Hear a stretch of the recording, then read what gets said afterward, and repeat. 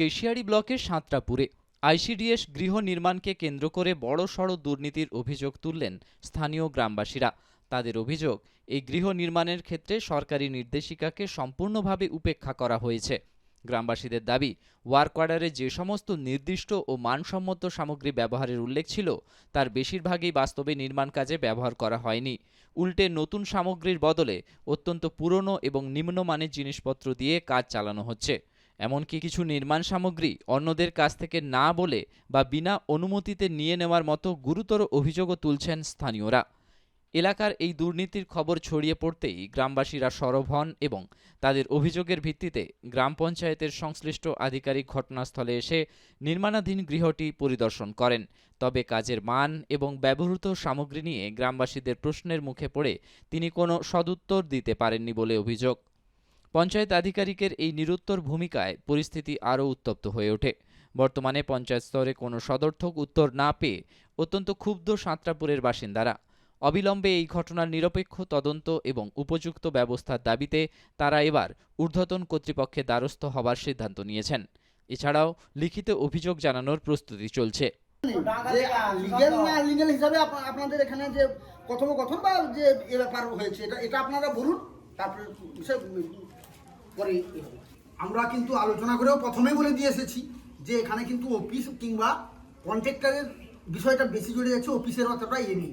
আমরা সেখানেও স্বীকার করেছি যে এনএস ম্যাডাম হয়তো অনেকের উপরে ভরসা করে কাজটা দিয়ে দিয়েছে, সেই এটা করেছে, কিন্তু হ্যাঁ সেটা আমরা স্বীকারও করেছি। আর কোন কন্ট্রাক্টর সেটাও তো ম্যাডামের হাতে নেই। আমাদের হাতে নেই। না না, ম্যাডামের হাতে নেই। কাজ কোনটা পাবে না পাবে সেটা পঞ্চায়েত বোর্ড বসে স্যার টেন্ডার হয়, টেন্ডার করতে হয়। এনএস ম্যাডাম বড়জোর করবে কি তার এস্টিমেটটা দেবে, এস্টিমেটটা দেবে। আমরা সেটা স্বীকারও করেছি যে অনেক জায়গায় কিন্তু দেখভাল করে দেখা যায় না, সব কাজ যাওয়ার পথে সম্ভব না। না না, ম্যাডাম কি বলছে, ম্যাডামের কাজটা কি সেটা তো বলছে, শুনে লো। আমি তো যেটা বলছি তুমি তো শুনবো, যে আলোচনাটা হয়েছে সেই আলোচনাটার মাফিক আমরা কিন্তু বলেছিলাম যে কন্ট্রাক্টর যাবে সেখানে কি ভুল ত্রুটি হয়েছে সেটা সবাই জানে। কারণ বলতে আমাদের যখন এটা তো আমাদের চিটাগড়া ঘরটা ভেঙে গেছে, তো ভেঙে যাওয়ার জন্য আমরা রিপেয়ারিংয়ের জন্য করেছিলাম আর কি, দরখাস্ত দিয়েছিলাম পাড়ায় সমাধানে। তো সেখানটায় আমাদেরকে করলো, মানে রিপেয়ারিংয়ের স্কিমে আমাদের 1 লাখ টাকা আসলো কিছুদিন পরে আর কি। আসার পরে তখন এখানটায় আলোচনা হলো যে রিপেয়ারিং স্কিমে 1 লাখ টাকা এসছে, আর ওটা কী হবে আলোচনা করছিলেন বলুন। ডিসিশন বলতে এখানটায় মানে ওরা বললো যে এখানটায় তো মানে একবারে ভেঙে গেছে, এখানটায় করলে একটু হবে, যেখানটায় মানে দেওয়া হয়েছে জায়গা দেওয়া আছে সেখানটায়, সেই জায়গাটার উপরে যদি রান্নাঘরটা করা হয় তাহলে ভালো হবে আর কি। দিয়ে সেখানে মানে সেটা একটা রেজুলেশন করে মানে করে জমা দেওয়া হয়েছিল। এটাই বললো যে রাস্তার কাছে বাচ্চা টাচ্চা থাকবে, কি অর্ডার ছিল সেগুলো তো আমরা জানি না। যে তারাই বললো যে এখানে রিপেয়ারিং করার কথা ছিল, এখানে হবে না সেখানে হবে। তাহলে আমরা ভাবলাম যে তাহলে সেখানেই হচ্ছে, সেখানেই হবে। কিছুদিন পরে যখন এখানে খুব জিনিসপত্র আসে, তারপর দেখা যায় যে এগুলো রাখবো কোথায়, মানে গ্রামবাসী ওদেরকে ডাকা হলো, তারা কেউ আসেনি। না আসার জন্য ঘর দেখছি ওই দুয়ারে মাটি ফেলানো আছে, মানে সাইডগুলো ফাটা ফাটা দেখা যাচ্ছে। আর তার জন্য আমরা যেতে পারিনি ওখানে। আমি সাঁতরাপুর 3 নম্বর অঞ্চলের চারগিড়িয়া পাড়া থেকে কথা বলছি। আমি দুর্গাপদ চক্রবর্তী।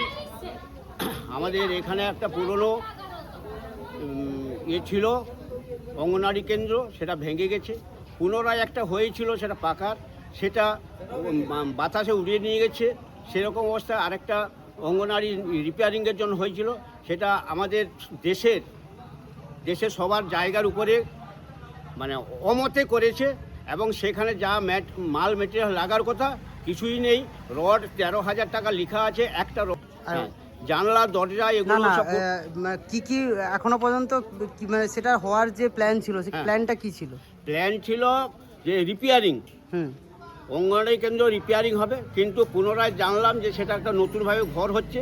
সেই ঘরটা নতুন মানে সমস্ত কিছু নতুন হওয়ার কথা, কিন্তু সেখানে চুরি করে ইজবেস্টার, গাছ এবং জানালা সমস্ত কিছু আমাদের দেশের সম্পদ সেটা চুরি করে ওই কন্ট্রাক্টর লাগিয়েছে। সেই জন্য আমরা প্রতিবাদ করছি যাতে একটাও সেই রড নেই। 13,000 টাকা রড বলেছেন এবং ওয়াক অর্ডার আমার হাতেই আছে, দেখতে পাচ্ছেন। ওই ওয়াক অর্ডার দেখে আমরা বুঝতে পারলাম 13,000 রড আছে, সিমেন্ট খুঁটি আছে, এগুলো কিছুই লাগানো হয়নি, একটা রডও লাগানো হয়নি, সেইভাবে ঘরটা হয়েছে। আমাদের অঙ্গনওয়াড়ি কেন্দ্রের বাচ্চারা সেখানে বসলে যে কোনো মুহূর্তে ওটা পড়ে গিয়ে বাচ্চাদের ক্ষতি হতে পারে। তার জন্য আমরা অবজেকশন করছি, আমরা করছি যাতে এটা আলোচনা হয় এবং দেখে ওটাকে অঞ্চল থেকে এসে ইঞ্জিনিয়ার ম্যাডাম এসছেন, ওনাকে সমস্ত কিছু বলেছি, ওনারা বসছেন, আলোচনা হচ্ছে, তা কি সুরা হয় তারপরে আমরা আলোচনা করব। আচ্ছা, এখন ওই যে ঘরটা তৈরি হয়েছে ওই ঘরে কি এখনো ম্যাডাম অঙ্গনারী বাচ্চাদেরকে নিয়ে প্রবেশ করেছে না? না না, প্রবেশ হয়নি, এখনও অগোছলভাবে সমস্ত কিছু হয়নি, নিচটা মেজিয়াও হয়নি, ওটা হয়েছে। আর ইনভেস্টারগুলো পুরনো লাগানো আছে, পুরনো দরজা একটা লাগানো হচ্ছে। এখানে মানে পরিবেশটা সেরকম হয়নি যে অঙ্গনারী কেন্দ্র পরিচালনা করার জন্য সেরকম পরিবেশ তৈরি হয়নি এখনো। আপনার নাম? আমার নাম দুর্গাপদ চক্রবর্তী।